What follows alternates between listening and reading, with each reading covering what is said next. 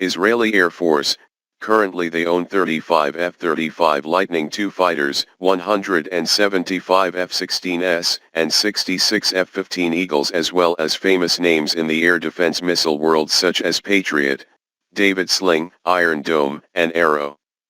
When combined together, they form a dense anti-aircraft fire network and turn Israeli territory into an almost impenetrable target for air attacks.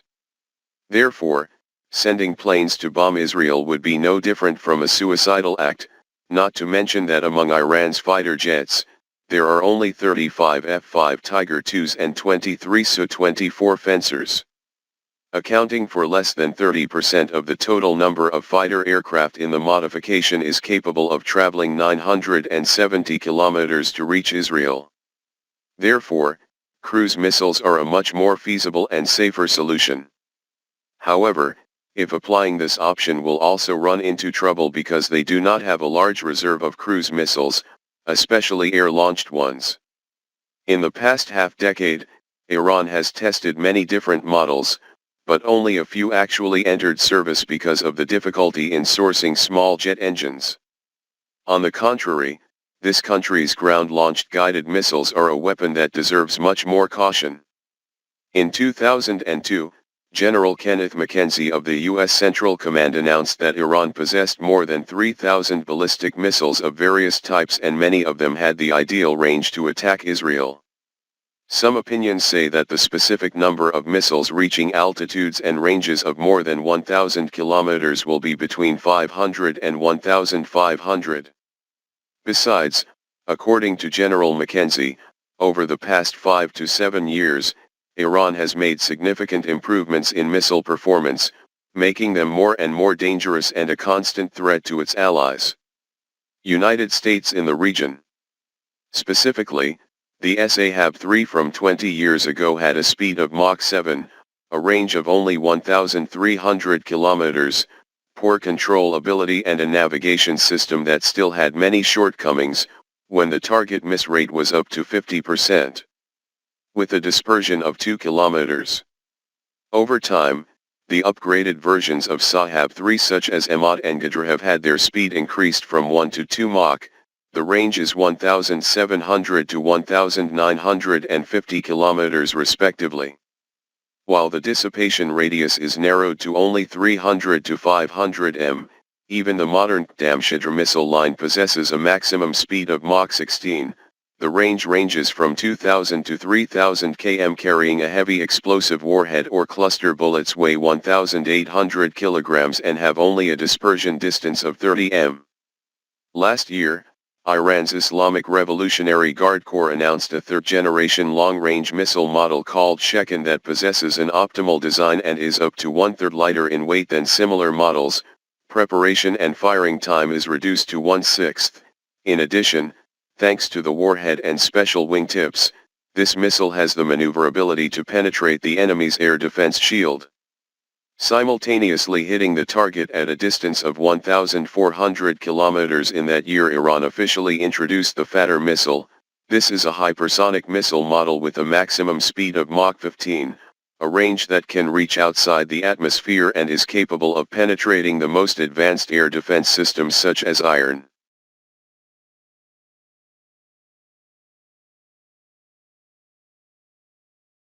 Along with that, Fighter is also said to integrate artificial intelligence technology. From those parameters, it can be seen that theoretically, all missile models that have been named by military knowledge are capable of flying from Iran to attack any location in Israeli territory. But in reality, they will all be limited by the approach route. They cannot fly too close to Jordan or Turkey because these are countries that have good relationships with Israel. If they do, there is a high possibility of missiles. This fire will be detected by the air defense systems of these places and reported to Israel. Or it can be shot down directly. Besides, Iran's goods do not have the ability to form and therefore easily become easy prey for the Israeli defense system, which already has a very advantage when it is both densely arranged and only has to protect a small territorial area, only 1/15 of Vietnam's. Some experts also estimate that only 1/5 of the missiles that Iran fires will hit their target, the rest will fall in the sky or not even be able to enter Israeli airspace. However, if are deployed in large numbers, Iran still has the ability to cause difficulties for the Israeli Air Defense Force. The most typical example is the attack in early October by Hamas with 5,000 rockets that caused Israel fell, causing human casualties and infrastructure damage in many major cities, including Tel Aviv. However, unlike Hamas's rocket artillery, Iran's missiles are modern weapons. Possessing high technology content and powerful features, therefore, the cost of producing and operating them is not cheap. For example, according to an unidentified source, the Shahab 3 missile costs $3,500,000 including manufacturing and maintenance, while the figure for the Ghidra is $5,600,000. Therefore, in order to implement the plan to fire a series of cruise missiles, Iran first needs to solve the problem. Solved a rather difficult problem related to the budget issue. Meanwhile, on the other side, Israel did not sit still, but for a long time they have been developing and looking for measures to protect themselves, in case Iran decides to directly collide by launching missiles, which is also when the powerful Israeli air defense systems have the opportunity to show off. One of them is an interceptor missile named Arrow 3, with the latest version in operation since 2017. It has a range of 2,400 kilometers and is designed to destroy enemy ballistic missiles in phase. Flying when they are at a maximum altitude of 100 kilometers outside the terrestrial atmosphere, Arrow 3 can protect a very large area, providing comprehensive defense for strategic locations and populated areas by destroying long-range threats, including weapons of mass destruction, far away from defense sites. At the same time, Israel's narrow territory will force Iran's missiles to approach directions that help the Jewish air defense system easily track and block.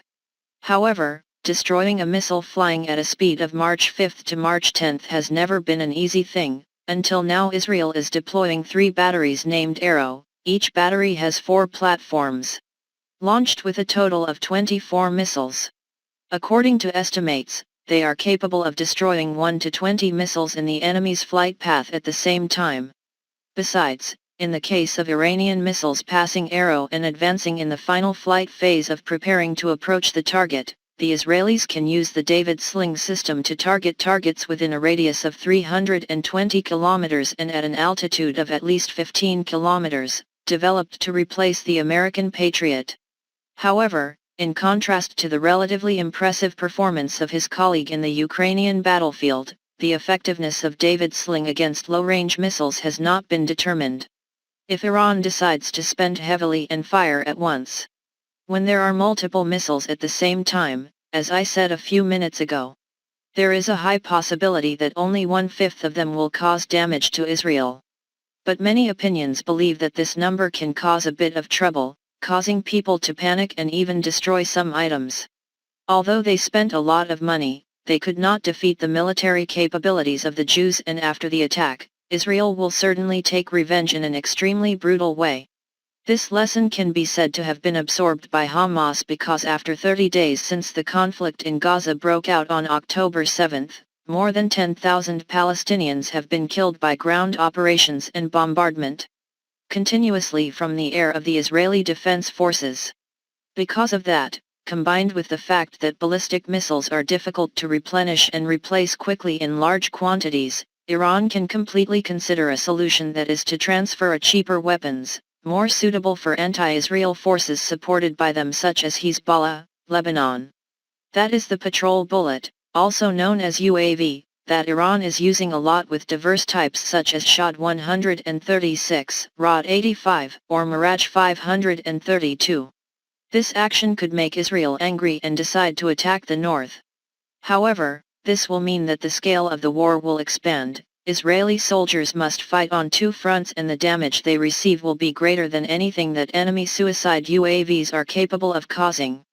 This is also the main reason that Israel will not directly continue to send troops to the north, but instead, air defense systems and fighter aircraft will be deployed to fight and hunt down hostile forces that have used patrol bullets. However, to really bruise Israel to suppress, suicide UAVs must be deployed in large numbers. enough to overwhelm their air defense system. The reason for this is that in addition to Israel's combat capabilities, Iran's suicide UAVs are considered to often only carry small warheads with low damage, and at the same time their flight speed is not high. For example, like the Shad 136, which carries a warhead weighing only 50 kilograms and reaches a maximum speed of 185 kilometers per hour, they are very easy to be detected and shot down by air defenses. However, the specific number of patrol bullets in Iran's arsenal is still unclear.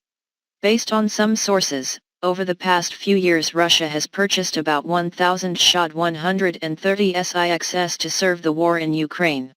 It is estimated that Iran has around 10,000 units. If this is correct news, Iran is fully capable of organizing attacks with the participation of hundreds of rounds at the same time into small areas of Israel, in order to cause the greatest possible damage. Many of them will have to overcome the Israeli air defense network, but not enough to cause Israel any lasting impact. However, very soon, Iran's suicide UAVs will be exhausted. No longer can we get through the air defense post, but we directly put ourselves at a disadvantage. In the context that Israel is not the only enemy in the region, besides large patrols, rocket artillery is also capable of sent by Iran to proxy forces, and those are also all the weapons they can use to attack Israel, whether directly or indirectly. Another problem that Iran must face if it decides to go to war with the Jewish people is whether its proxy forces, most commonly known as Hezbollah, are willing to intervene or not. Since the Israeli-Hamas conflict began, the frequency of fighting between the Jewish army and Hezbollah has tended to escalate, and according to the leader of this organization, their attacks are aimed at forcing Israel. Forces must be deployed on the northern border with Lebanon to reduce pressure on Hamas.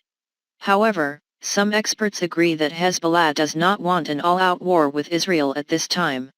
Mr. Mohanad Haj Ali, Deputy Director of Research at the Middle East Center, said that Hezbollah is more interested in demonstrating power and deterrence against Israel and wants a place at the negotiating table at the regional level, rather than engaging in a full-blown conflict.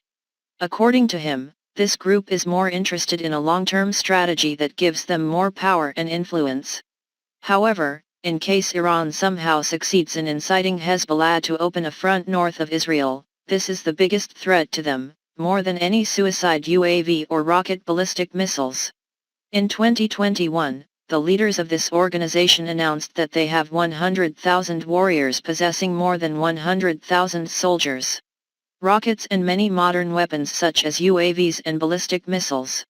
It is clear that this is a well-trained army with extensive combat experience and is much better equipped than Hamas, in which combat skills are their most dangerous factor, as many Hezbollah soldiers have experienced the 2006 Lebanon War, the Syrian Civil War, and there is also information that they are being trained by Iran. Speaking of soldiers, Iran's other option is to directly send troops through Iraq and Syria to attack Israel. However, if that were to come true, it would be tantamount to declaring war on the entire West, and the Persians would probably be smart enough not to do so. So in the end, Iran has quite a few options to consider, and if taken individually, none of them appears to be effective enough. Even deploying a combination of long-range weapons would not be enough to make Israel blush. Only when Hezbollah is determined to mobilize 100% of its strength, fully supported by Iran, to enter Israeli territory, while the Jewish army is carrying out a total attack on Gaza, at the same time, with the emergence of widespread riots in the West Bank of Jordan, that is the real challenge for the Jews. However, this situation could provoke Israel to shift its focus from Gaza to launch a campaign against it, and it cannot be ruled out that they will overrun the Lebanese border. In this case, although Hezbollah will be difficult to completely destroy, it will also cause Iran to lose an important ally to restrain Israel. In conclusion, Iran can intervene in the conflict in Gaza by direct or indirect force, but it will be difficult for them to do anything to change the outcome. Its coming results.